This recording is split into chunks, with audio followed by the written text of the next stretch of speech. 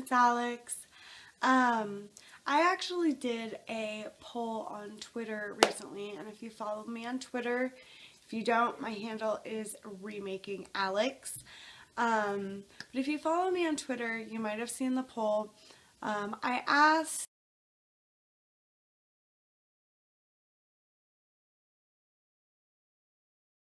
because I haven't been posting videos regularly this past week, and it has been due to a disease that I have, I asked if people would be interested in me posting a video kind of explaining the disease that I have and how it affects my day-to-day life.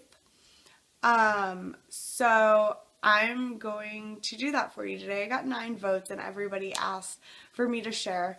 So the disease that I have is called Meniere's disease. It's kind of spelled funny with like thingies. You obviously can see the thingies because I have the word on the screen right now. It is a inner ear disease that affects, it's a vestibular disease. It affects my balance and my inner ear. So what they think it's caused by is extra endolymphatic fluid in the ear. So like some ways to help have less symptoms would be to eat like a low sodium diet, less caffeine, no nicotine. I smoke, and I do drink caffeine, but I really limit my caffeine intake.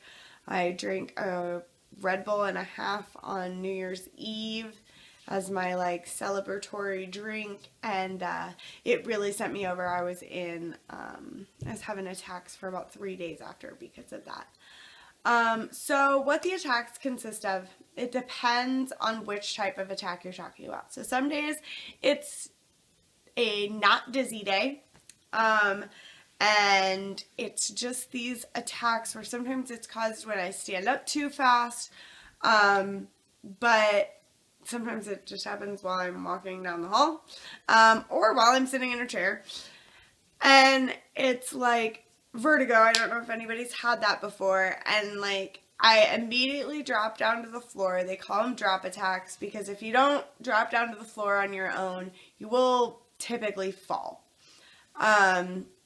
So I drop down to the floor so that I don't hit my head, or, you know, the worst thing that's going to happen is I might scrape my knees, you know, I might get a bruise, if I do it on my own. So those are like more minor attacks. It depends. Sometimes they can happen so often during a day that they aren't minor.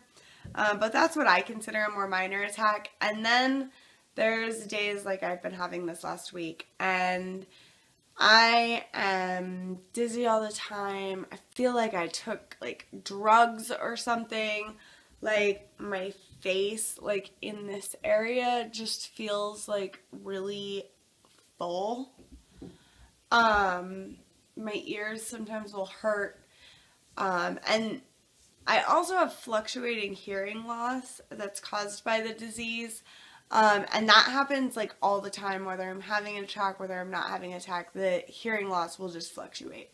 Sometimes I can't hear the TV, sometimes I can. Sometimes it's one ear, sometimes it's two. And I've actually been tested, and for the most part, I haven't had enough damage caused by the disease to cause permanent hearing loss yet. But I do have fluctuating hearing on other times. So it's not a fun disease. It comes with like weird depression. It's like there's no real reason that it should cause depression. Like, I mean, it's a kind of crappy disease, you know, who wants that? But I mean, it causes you to just like need sleep and like want to be a recluse. It just like makes you feel so off and weird, and like sometimes my fingers will tingle or my lips will get tingly, and yeah, it's just like, I mean, I've been sleeping like probably 18 hours a day for the past week just because like you get really dizzy and it's exhausting. So you go through one of these dizzy attacks, and if you make it like through the whole thing, like being dizzy for sometimes up to like 4 hours through the nausea, and you get all through all that, and then you're just exhausted. So you sleep for like 12 hours. Even if you just woke up 6 hours ago. And you wake up still groggy, sometimes still dizzy. This week, it feels like I just keep waking up dizzy, keep waking up dizzy, keep waking up dizzy. Today, I haven't been as dizzy, but I do have like the fullness behind my eyes. I've been really uncomfortable. It's just weird. And so it makes it really hard for me to film. I actually was filming the falsy feel video that I have been talking about on my Twitter.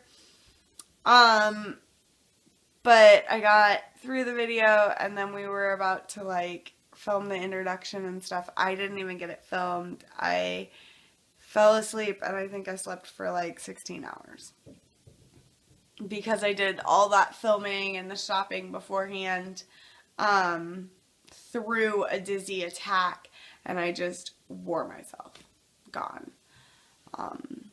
So I just kind of wanted to let you guys know what's going on with me and why sometimes my posts will be erratic, though I will try to keep a schedule when I'm not feeling sick. This disease comes with a lot of remission. So like, I mean, I remember having problems last winter and like a couple of times this summer, but like I've been dating my boyfriend for 8 months, and this is like his first experience with like me being torn down because of this disease.